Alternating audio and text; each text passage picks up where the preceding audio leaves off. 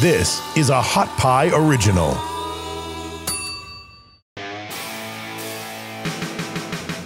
All right. Welcome to Big Dan's Playground, brought to you by Hot Pie Media here in Austin, Texas, the best media company in the world. Guys, today's topic is going to be Big Dan catches COVID-19, a 400-pound obese man's COVID experience. And can you believe they're asking us to fucking double mask now, to wear 2 fucking masks? Hold on. Let me take mine off. Okay, there's my 2. Here you go. Oh, shit, there's a 3rd one. You fucking morons. So stay tuned, guys. Stay tuned, because at the end of the show, I'm going to have a special message for all you anti-maskers, and I promise you, whoever you are out there, it's going to be the most entertaining thing you've heard all day. So please stay tuned to the end so you can hear the special message to all you educated, anti-maskers, because boy, it's going to be great. So when I caught COVID. On January 1st, I was 407 pounds. I'm 396 pounds now. I'm trying to lose 100. Point is, I was a pretty fat fucking dude. Still am. Powerlift, but I eat like shit. The point is, guys, I Googled 300-pound man's experience with COVID-19. Reddit, YouTube, look it up. A 400-pound man's COVID-19 experience. I couldn't find it. It's not on YouTube. What are the fucking odds that there's a topic on anything, especially about an obese person with COVID, and it's not on fucking YouTube? Well, that's because obese people have what's called comorbidities. And this shit's killing people like me. It's killing them. It's taking them out. So you can't hear about that experience. Now, 49.8% or whatever it is of our country is obese or morbidly obese. I'm morbidly obese.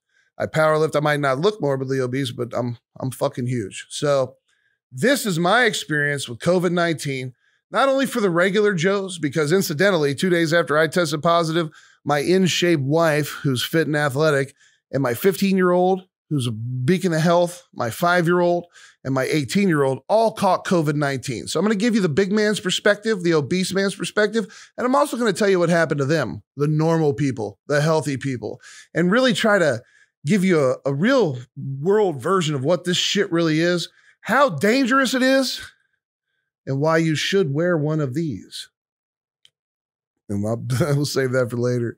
Special message for you guys. So I tested positive probably at this point 3.5 weeks ago, maybe almost a month ago, for COVID-19. I'll tell you what happened.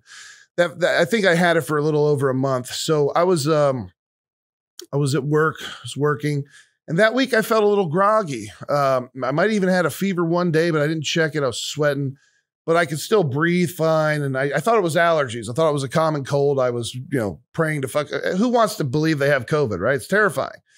Because we've all done this mental warfare, basically. For a year, we've heard about these horror stories, people dying, fucking morgues and refrigerator trucks in New York. So this is some terrifying shit for most people that actually have a brain and take it seriously. And if not for yourself, you don't want to kill your grandma, your mother, right? Or your little baby if they have a compromised immune system. So it's scary on many different levels before you even catch it. And once you do catch it, you really go down the wormhole. So I tested positive, and the reason I went to get tested is because the Sunday before the test, I went to Costco and I spent $300 fucking on prime filet mignon and king crab legs. And I was going to have a feast, man. We do that once in a while. And imagine that, right? Big Dan eating like that. So I prepared this wonderful meal for my family, and they thoroughly enjoyed it. And I had enjoyed my breakfast Sunday morning, but Sunday night, just like that, my sense of taste and smell disappeared. I couldn't taste the steak and I couldn't taste the crab, so I didn't eat it. I let the kids have it. And I was in disbelief. I was like, no fucking way, because we all know that if you suddenly lose your sense of taste and smell, that's a surefire fucking confirmation that you have COVID. I'm not a doctor. It's not medical advice. They're going to make fun of me down here that I'm not a doctor, but I'm telling you now, if you lose your sense of taste and smell right now in the year 2021, go get tested, period. So it wasn't enough for me. I was in disbelief. So I started taking tablespoons of mustard, eating them. It just tasted like nothing, like paste. And I was like, God damn it. I'm a 400-pound man. I'm a glutton. I've never not tasted anything. It's like my crack pipe. So I was in disbelief. So I got a shot glass of apple cider vinegar, which I'd like to think would be straight apple cider vinegar, not diluted. And I'd like to think most people would puke on that. I know I would, because I've done it before and puked, just because I'm a dumbass. And I took a shot of apple cider vinegar, a big shot, probably 4 ounces. Didn't taste it, didn't burn. I mean, my stomach felt like shit for the rest of the day, but I didn't taste it. So I already knew I had COVID at that point. I was terrified. As you all know, I do have PTSD. I do have, anxiety disorder. I'm, blah, blah, blah, blah. We can go into that later. So my mind was already starting to play tricks on me. The next day I got tested, positive. They were like, oh yeah, you've got it. So that leads me to believe I had a high viral load.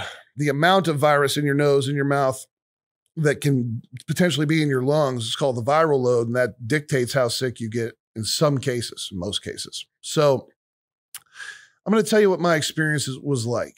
The first week, I had everything that you've already heard of. I felt like I had a spear in my lungs. It burned, and boy, did it burn. And I'm telling you, I couldn't get up and walk to the bathroom, not even 10 feet, without being completely winded, right? Now, as a 400-pound man, I get winded a lot, but I do power lift, and I'm probably the most active, strong, fat guy you'll ever meet in your life. So this was unusual. This wasn't getting winded to go take a leak or a shit is a little bit different. So that sucked. Migraines every day and a fever every day for about a week. Oh, and by the way, I had diarrhea for a fucking month. All right. Is that too much information? No, this is a real account of an obese man's COVID-19 experience. So if it offends you, log the fuck off. So here we go. First week, miserable, bedridden. The kids got it. My 5-year-old, thank God, he was never affected by it. We stayed up till 6 a.m. playing Minecraft with him. He was superhuman. The 15-year-old was laid up in bed for a week. That's scary shit. Beacon of health. He's a runner. He's in great shape. The kid's like Superman. Fucked him up for a week. The 18-year-old had one bad day, and then he kept running 2 miles a day. He told me he felt like shit, but he was like John fucking Rambo. So we can safely say that in most cases, and not all, it's safer for children. However, there are many reports, do your own research online. It's fascinating that, young, healthy kids are dying, babies are dying. And the secondary effect, like long hauler syndrome, they're getting neurological disorders for life. People's hair is falling out. People are dying from sudden heart attacks. One guy fucking became a quadriplegic. Google it, look it up. So everything with COVID is not so much on the surface. It's like a nuclear fucking explosion. Even after everyone dies in the immediate blast, there's fallout. And with COVID, there's fallout, okay? Lots of shit. We'll get into that in a minute. So I was very relieved to see that the kids were doing well. My first week was rough.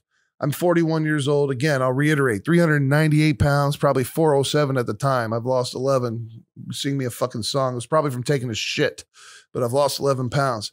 At any rate, my wife, who's 39-year-old, active. She looks like a runner. She's in great shape. Beautiful, sexy woman. Yeah, it's a sexy woman. Yeah, I love you, baby.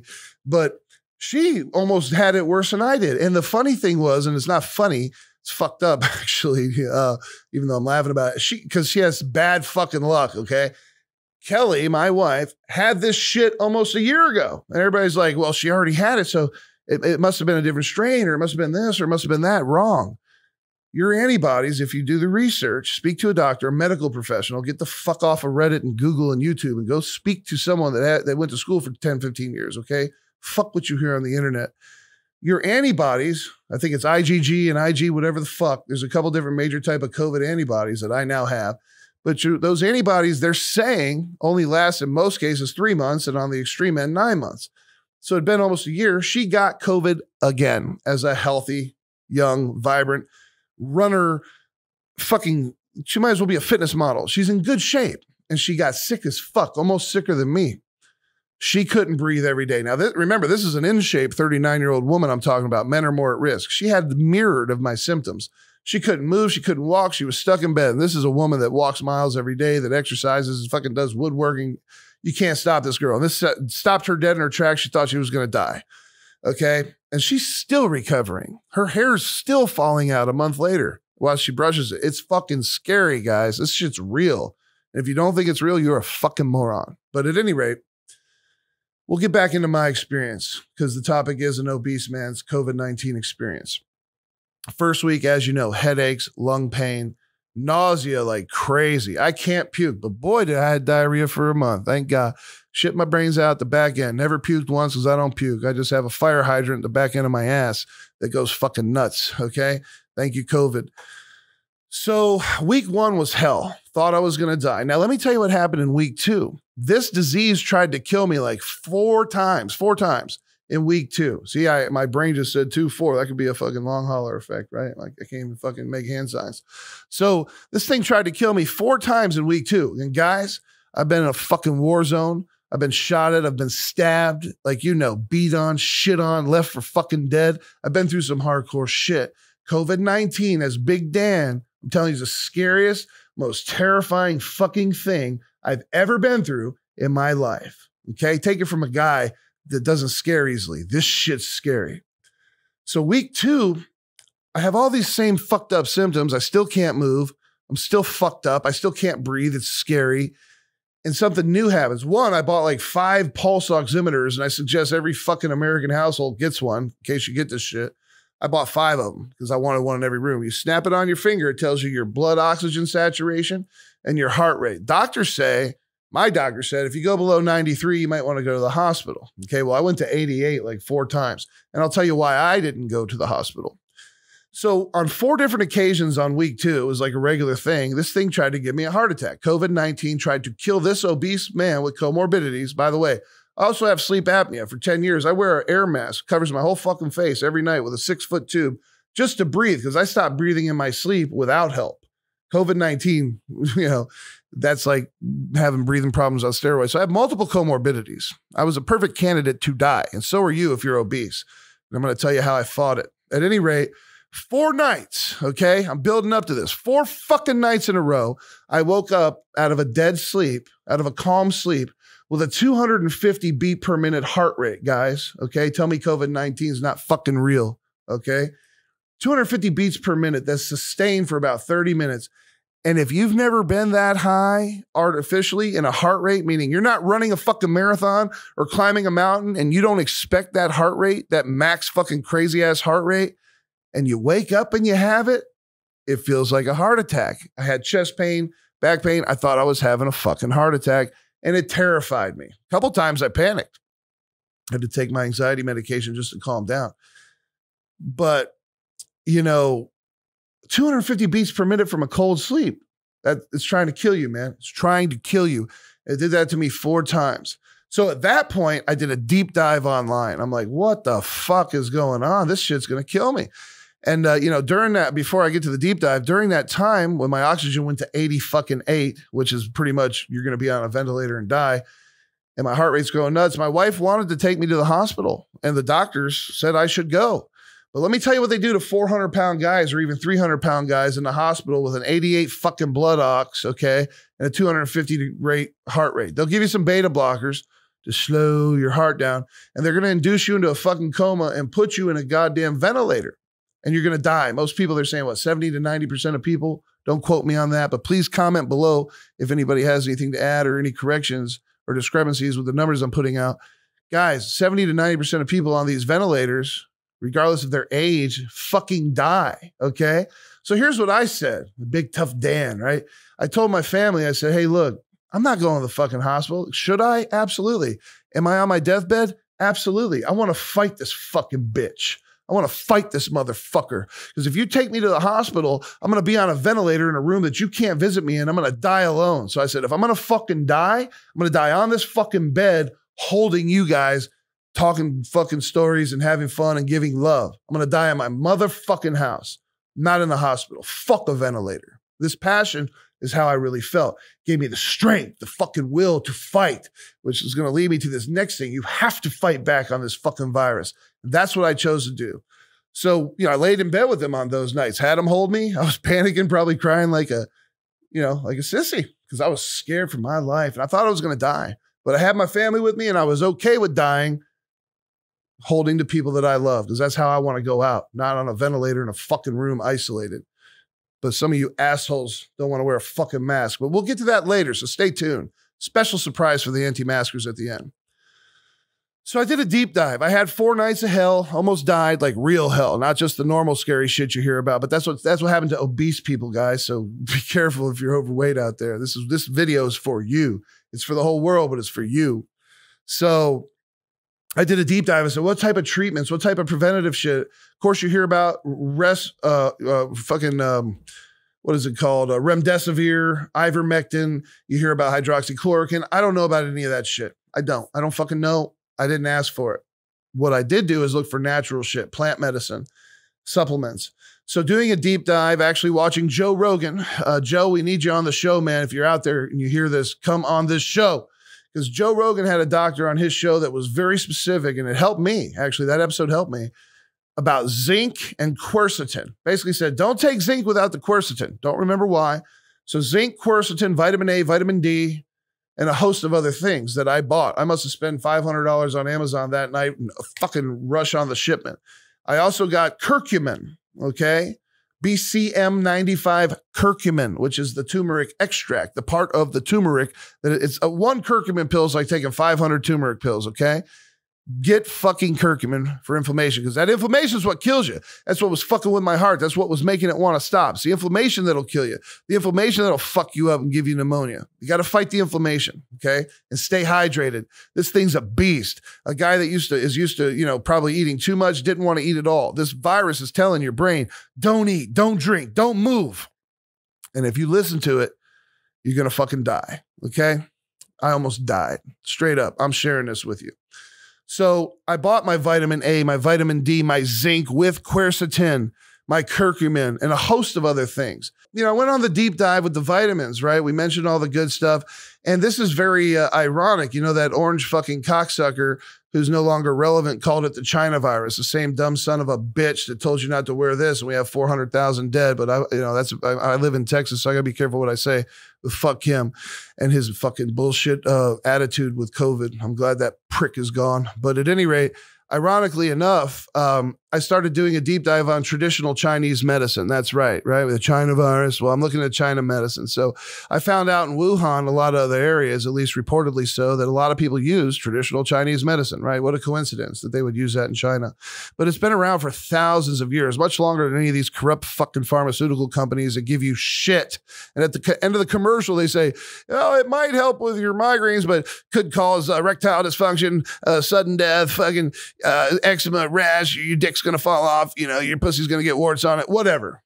So traditional Chinese medicine and plant medicine is actually much more effective, in my opinion, than most of this pharmaceutical bullshit. Again, I'm not a doctor. It's not medical advice, just fucking real shit.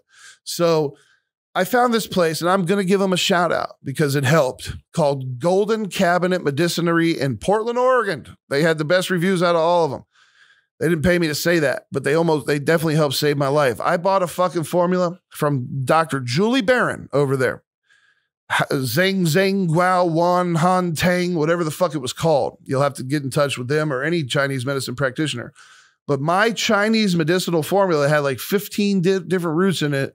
And all bullshit aside, I think it was Zhang Zhang Zhao Qi Tang, but Google the shit, okay? Because I definitely can't remember. It's Chinese. I don't speak Chinese, but the medicine was amazing. It was all root medicine, plant medicine, and it came in granules. $60 a bottle. It came in granules. I put 6 scoops in a cup of tea. I even breathed it while it boiled, and my lungs were starting to clear up. And it cut back on the nausea. It helped with the digestion. It gave me more energy. So I started drinking this tea in association. Now we get into how did I fight COVID and how can you fight COVID? I'm not a doctor. This is a medical advice. This is what worked for me. So I got into my Chinese medicine, and I'll repeat it again because it can't be reiterated enough. Vitamin D. I was taking 20,000 IUs a day. I don't give a shit how much you take. Some people take 5,000. I was taking 20,000. I was taking 10,000 milligrams of ester C. What's ester C? Vitamin C with a higher bioavailability. I was taking curcumin, right? By Smarter Nutrition. You can use them. You can use anyone, but get it at Costco. Get it from a reputable dealer. Curcumin is a huge natural anti-inflammation fighter. Also, I was making teas. Listen to this recipe. I got it from a very cool Colombian friend of mine who they're into all that natural healing. This girl's actually a professional bodybuilder. So thank you, Chris Lohr. Gave me a recipe for tea that has ginger. This is how you make it. You cut up ginger as much as you want. Lime, cinnamon, honey, and star anise. You boil it, you let it steep, you drink it. That helped immensely too. And interestingly enough, people are like, star anise is cooking herb. Star anise, because when you actually do research on things, you find things out, is one of the main ingredients in Tamiflu. What's Tamiflu? Well, that's what they prescribe you for the flu, right? It helps with your respiratory problems. It's very powerful. So remember that tea recipe I gave you. Remember the Chinese herbs. Vitamin A, vitamin D, zinc, quercetin. Okay, I'm done. Curcumin for inflammation. Moving forward into week 3. It's week 2, we just told you. Week 2 almost killed me 4 times. Week 1 was migraines, and and the shits never stopped, right? So week 3, which was right after my 4th near-death experience, I decided to fight back. I decided, even though I couldn't breathe, even though it felt like I had a spear in my lungs, and I didn't have an appetite, I still ate healthy meat and veggies. I tried to drink a gallon a day, even though I hated it. It made me feel like shit. Had to, because this stuff's going to tell you, again, guys, it's going to say, don't eat, don't drink, and stay in bed. And if you do that and you're obese, you're going to fucking die. You're going to be on a ventilator. Don't do it. Take it from me, because I almost fucking died. And I was that close to getting put on a ventilator, okay? 88 blood ox. If you see that, freak the fuck out. Happened to me 4 times. Look it up. That's not a good thing. 250 beats per minute from a cold sleep is going to make all of you shit your pants, and it made me shit mine. Yeah, quite literally. So week 3 was fight week. This is like, fuck this. I'm losing thousands of dollars. The shit wants to kill me. I got a 5-year-old beautiful baby boy named Luke. I've got a beautiful 15-year-old son named Troy. I got a beautiful 18-year-old son that I have to pay for his college named Alexander. I got a beautiful wife named Kelly. I got 4 people that are counting on me to survive. And I bet you probably do too. So you got to fight for them, because if you do it for yourself, it's not going to be enough. I kept saying to myself, I got a talk show. I got 52 fucking shows to make in a year. I can't die. I can't fucking die. I need to make a few $1 million for Luke, Troy, Kelly, Alex. I need to set these people for life before I go, because it's not about me. I'm a short tank top guy. I don't give a shit about any of this. You want to see this cool bracelet? I paid $40 for it from a fucking website in China. It's made of stainless steel. I'm not materialistic. I like big things because I'm a big guy. It's all for them. Fight for them. Fight for yourself, but fight for your family. Fight for whatever the fuck will get you out of bed. So I got out of bed every day. And if you want to read a good book, it's called Can't Hurt Me by David Goggins. Okay? He cusses a lot. Get over yourself. He's the fucking man. And he talks about embracing the suck, embracing the pain, going past that point of darkness. And I used his principles to get my fat fucking ass up. And if I'm being honest, guys, I do power lift. I never really stopped working out with weights, but I haven't done cardio in years. It's embarrassing. I am a 396-pound man. I did let myself go. A lot of you have. But I got up every fucking day in week 3 and I walked 2 miles. And God damn, it was hard. One time it took me like 2 hours because I was so fucked up. But then I started getting it done in like 30 minutes. And long story short, I got to have like a 20-minute mile and I'm fucking slow as shit. But you got to get out there and do something. Just do it. Stay active. Especially if you have this shit. Now, I'm not telling you to go walk 2 miles, but work up to that. It took me 3 weeks to get there. Been doing it ever since. I've lost 11 pounds in 2 weeks. Thanks. I got 90 more to go and then I'll go for another 50. Okay. My goal weight by this time next year, I'm 396 right now, guys, is 300. Hold me fucking accountable because that's where I'm headed. I don't ever want this shit again. So at the end of week 3, because of, in my mind, the supplementation with everything I've mentioned, go back, listen to it again. The mindset of I'm done being COVID's bitch. I'm going to make COVID my bitch, my world, my mind, my body. I take control. Fuck COVID-19, right? That's the attitude I had. I fought. I survived. I made COVID my bitch. Now, I'm not suggesting that you have to make COVID your bitch or that that's even possible, but that's the fucking mindset you have to have if you're going to beat it if you're over 300 pounds or 400 pounds like me. Because the only fucking video on YouTube about a 400-pound guy with COVID that's not dead is from me. Find another one, put the fucking link in the bio. Great. Perfect. By the way, if you're on YouTube, please hit the like button, subscribe, guys. We're a new bustling media company here at Hot Pie. Whatever podcast you're on, if it's Apple, wherever you're at, leave a review for us, guys. Help us grow together. We're here. We're dedicated to your entertainment. Okay, I just want to say that. So I survived week 3. I fought. I started feeling better. I went back to work, 30 days later. I made a recovery. That is my COVID story. I'm here today, a week and a half after I've recovered. About 80% energy, but I'm ready to fucking, kill. So now I got a special message, okay? I got a special message, and I'm going to be pointed about it, and then I'm going to be passionate about it. So I got into this argument with a gentleman named Frank. I even asked him if I could talk about this conversation on the show, and he gave me his permission. So I have it in writing. Okay? And I don't want to pick on Frank because he's a friend of mine. But I kept telling him, guys, you got to wear your fucking mask. That's my right. They don't have the right to tell me to wear this. They don't have the right to tell me to wear an N95 mask because it protects you, right? And so their big argument, and I don't disagree with this, their big argument is not only are they taking my rights, which, okay, sure, hold on. Let me drink some of this delicious tea. Because you anti-fucking maskers are making me tired and I almost broke the fucking mic again because of you. So back to the mask thing. Frank says, well, it's not going to keep me safe. You know, it's not going to keep me safe. Okay, great. You know what?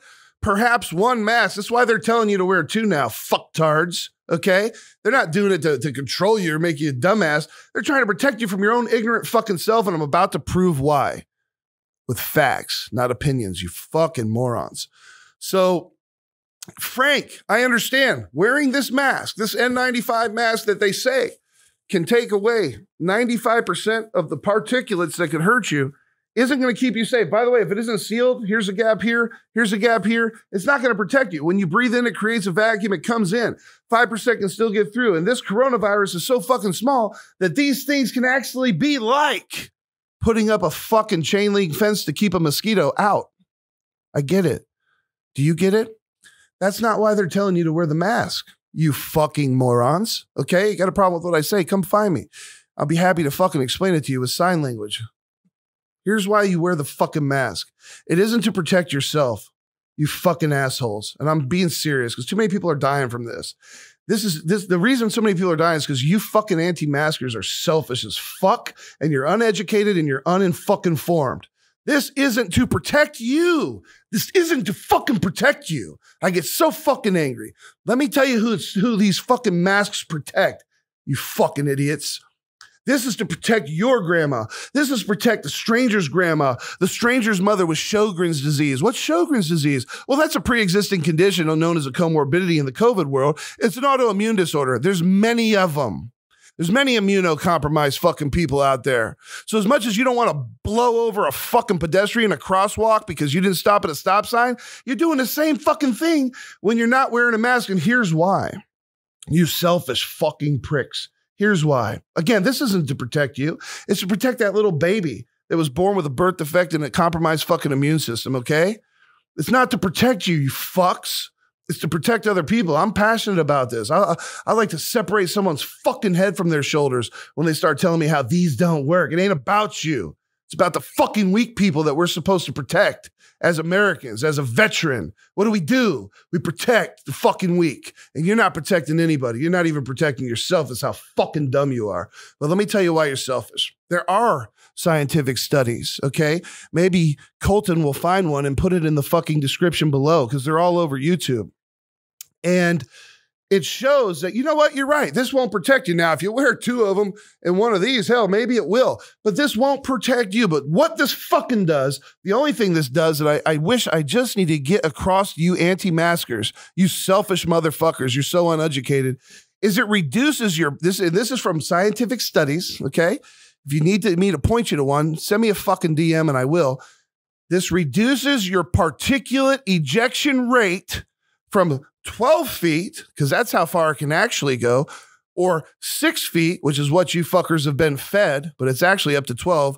If you work in the restaurant industry, go walk into the freezer and make a hard exhale and see how fucking far that breath goes. If you're somewhere where it's freezing, you can see your breath, make a hard exhale and see how far it goes. It's like 12 feet. Well, they have studies that show, because they put fucking coloration in the vapor somehow under a black fucking light, that your particulate ejection rate is 6 to 12 feet without a mask. With a mask, it's 3 to 8 inches. It's 3 to 8 inches. So what that means, you fucking idiots, what that means, okay? And remember, Big Dan said it here because I'm trying to protect fucking people. 400,000 is too much. It's fucking like almost 10 times the people we lost in Vietnam Okay, come on, guys. What I'm trying to say is, if you can reduce your potential spreading of this fucking disease from 12 fucking feet to 3 to 8 inches because you wore this, you helped save someone else's life. Because the only way we're going to get rid of this disease, this fucking virus, is to slow the fucking spread long enough for the goddamn people to make the right fucking vaccine so the shit will actually work. And we don't get a South African, a Brazil, a UK, now a California fucking mutant that the viruses may or may not help. Likely not, right? You got to wear your mask to protect other people and yourself. I'll tell you what, if wearing this fucking thing, guys, look what it is. It's not a big deal. If wearing this thing takes me, or wearing 2 or 3 of them takes me from a fucking 100% chance of contracting this shit if some asshole coughs my way, or I'm walking and the jogger that has it, who's a perfect specimen of health, but he's asymptomatic, he doesn't know he has it. He's just like you. He's not going to wear a mask because he's not sick. Why would you wear it if you weren't sick?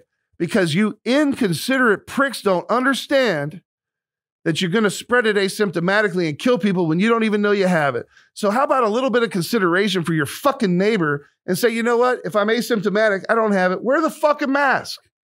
Okay? Because if this takes your dumb ass from 100% certainty of giving it from that fucking jogger, getting sick from that guy, going home and fucking making your family sick, giving them 3 weeks of hell, even if they don't die, and killing your fucking grandma, I don't think it's too much to ask. And if this takes my risk from 100% of getting infected by this clueless fuck, just like you anti-maskers, and I get only a 5% chance or a 10% chance or a 20% chance, if this shit reduces my fucking exposure and potential to have a 250 beat per minute heart rate and die with an 88 fucking oxygen saturation, I'm willing to wear it. Okay? And you should be too. So if you're an anti-masker, I'm telling you, you are a selfish, dumb, uneducated motherfucker, and you're going to get innocent people killed, okay? And you're not protecting your family. What if you get it and you're asymptomatic, you give it to your wife and she dies? Or she gives it to her grandma or somebody. Are you okay with killing people? It's called manslaughter, you dumb motherfuckers, dude. And I'm being passionate. I'm only yelling at the anti-maskers, guys. So with all that said, that's my special message for the anti-maskers. Protect someone else. Wear 2 of them. Wear 3 of them like I did today. I don't give a fuck. I've had it. I have antibodies. I won't catch it again. But out of consideration for the little old ladies, for the weak immune children, for the weak immune babies, for anybody with comorbidity and a condition, I'm going to wear a mask, okay? Because I'm going to wear a mask just to keep them safe, because I don't know. Nobody fucking knows anything. The doctors don't know. They say, you don't have it anymore. You're negative. I don't know if I'm still contagious. I have no fucking clue.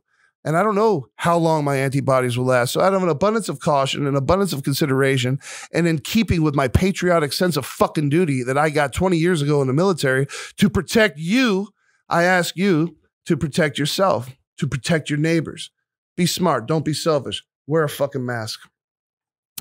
Guys, that's really it for the show today.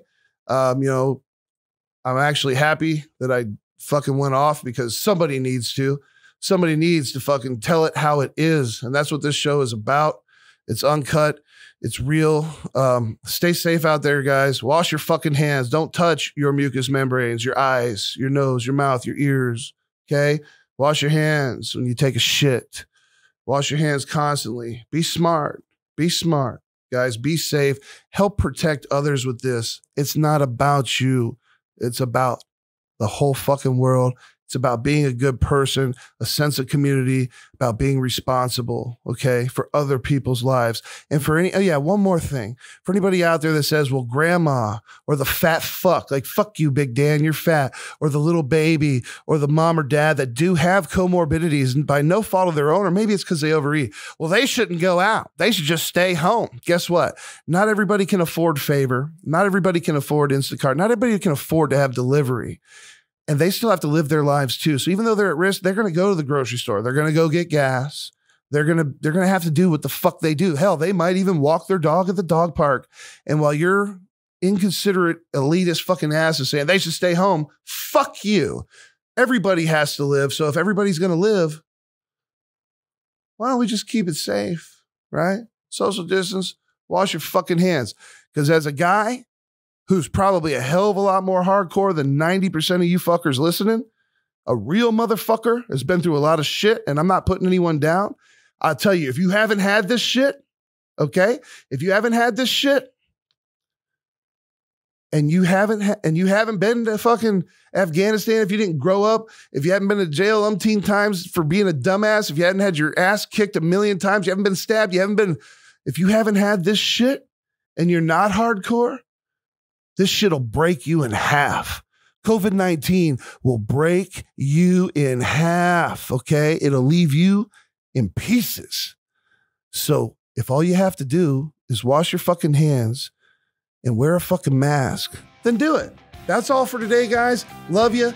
Big Dan, have a great day.